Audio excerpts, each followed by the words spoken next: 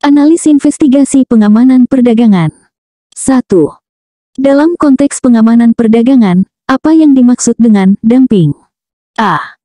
Praktik ekspor barang dengan harga lebih tinggi dari harga domestik. B. Praktik ekspor barang dengan harga lebih rendah dari harga domestik. C.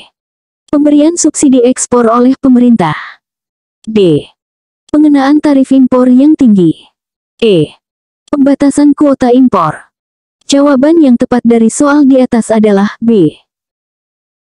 Pembahasan dari pertanyaan di atas yaitu, bahwa dumping adalah praktik perdagangan tidak adil di mana suatu negara atau perusahaan mengekspor produk dengan harga yang lebih rendah daripada harga jual di pasar domestiknya, yang dapat merugikan industri dalam negeri negara pengimpor.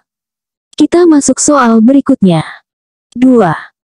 Seorang analis investigasi pengamanan perdagangan menemukan indikasi adanya peningkatan impor yang menyebabkan kerugian serius pada industri dalam negeri. Langkah apa yang paling tepat untuk ditempuh? A.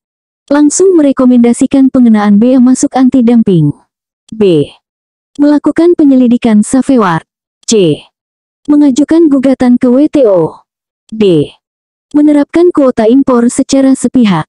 E. Melarang impor produk tersebut.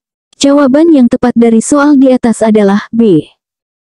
Pembahasan dari pertanyaan di atas yaitu, bahwa ketika terjadi lonjakan impor yang menyebabkan kerugian serius, langkah yang tepat adalah melakukan penyelidikan safeguard untuk menentukan apakah tindakan pengamanan perlu diterapkan sesuai dengan aturan WTO.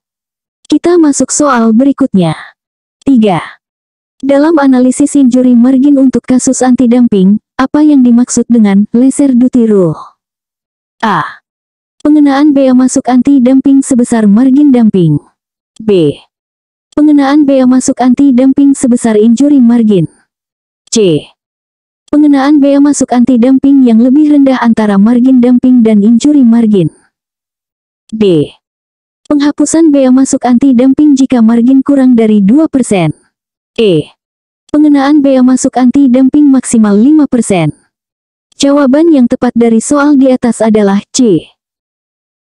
Pembahasan dari pertanyaan di atas yaitu, bahwa lesser duty rule adalah prinsip di mana bea masuk anti-dumping yang dikenakan adalah yang lebih rendah antara margin dumping dan injury margin, bertujuan untuk menghilangkan kerugian tanpa memberikan proteksi berlebihan.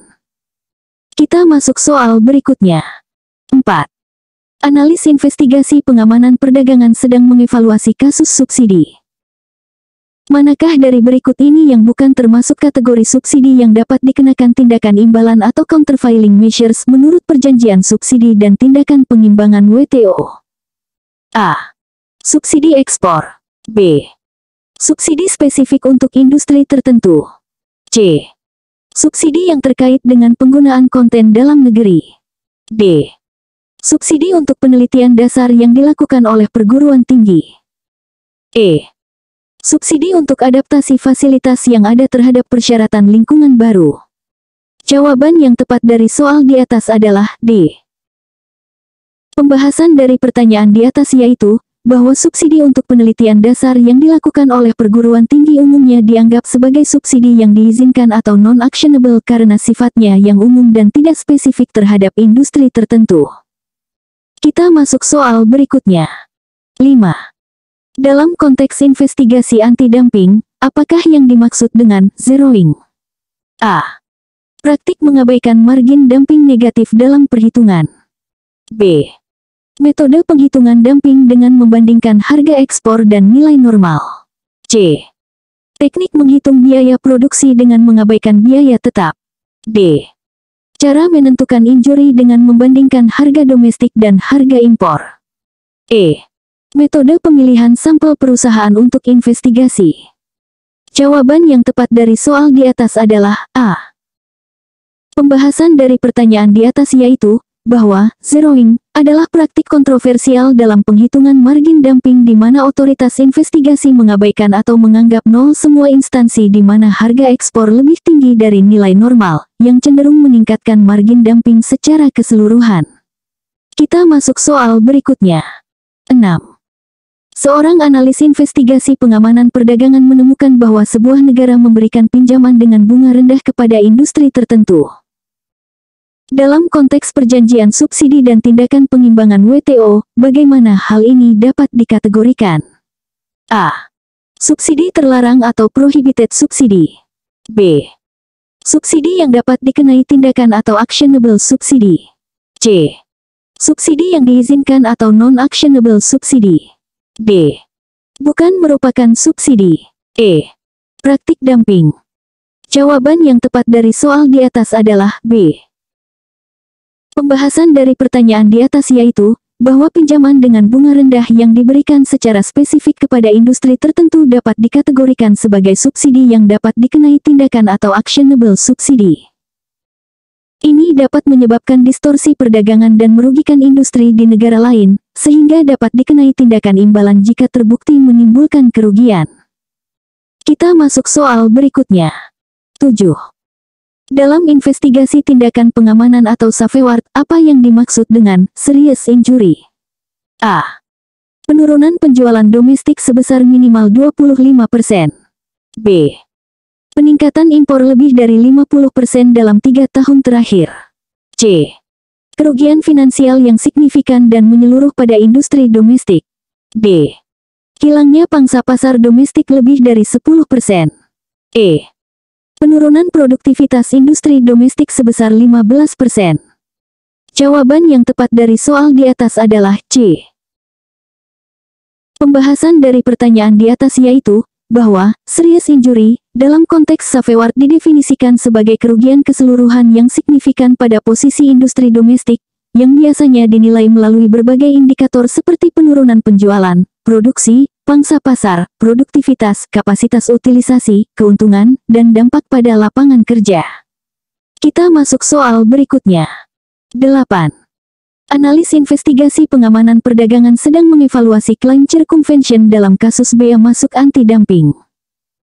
Manakah dari berikut ini yang bukan merupakan bentuk umum dari circumvention? A. Perakitan ringan di negara ketiga. B. Modifikasi minor pada produk. C. Salah klasifikasi tarif barang. D. Ekspor melalui eksportir dengan margin dumping lebih rendah. E. Peningkatan kualitas produk secara substansial. Jawaban yang tepat dari soal di atas adalah E. Pembahasan dari pertanyaan di atas yaitu, bahwa peningkatan kualitas produk secara substansial umumnya tidak dianggap sebagai circumvention, karena hal ini mengubah karakteristik esensial produk.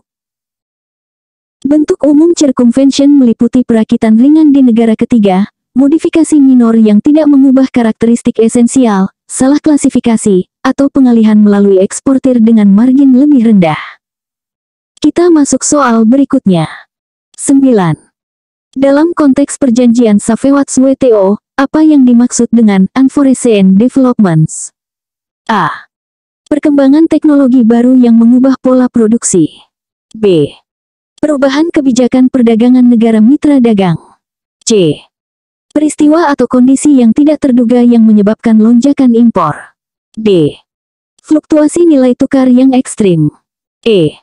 Perubahan preferensi konsumen yang drastis. Jawaban yang tepat dari soal di atas adalah C. Pembahasan dari pertanyaan di atas yaitu, bahwa unforeseen developments dalam perjanjian safeguard WTO merujuk pada peristiwa atau kondisi yang tidak terduga atau tidak dapat diantisipasi yang menyebabkan lonjakan impor dan mengakibatkan kerugian serius pada industri domestik. Ini adalah salah satu syarat untuk dapat menerapkan tindakan safeguard. Kita masuk soal berikutnya. 10. Seorang analis investigasi pengamanan perdagangan menemukan indikasi adanya transshipment untuk menghindari bea masuk anti-dumping. Apa langkah paling tepat yang harus diambil? A. Langsung mengenakan bea masuk anti-dumping pada negara transshipment. B. Melakukan verifikasi asal barang dan mengumpulkan bukti transshipment. C. Menghentikan semua impor dari negara yang dicurigai. D. Membatalkan pengenaan bea masuk anti-dumping yang ada. E. Mengajukan keluhan formal ke WTO tanpa investigasi lebih lanjut. Jawaban yang tepat dari soal di atas adalah B. Pembahasan dari pertanyaan di atas yaitu, bahwa ketika ada indikasi transshipment, langkah yang paling tepat adalah melakukan verifikasi asal barang dan mengumpulkan bukti-bukti yang kuat. Ini melibatkan investigasi mendalam, termasuk pemeriksaan dokumen, kunjungan lapangan, dan koordinasi dengan otoritas pabean untuk memastikan bahwa ada upaya penghindaran bea masuk anti-dumping melalui transshipment sebelum mengambil tindakan lebih lanjut. Kita masuk soal berikutnya.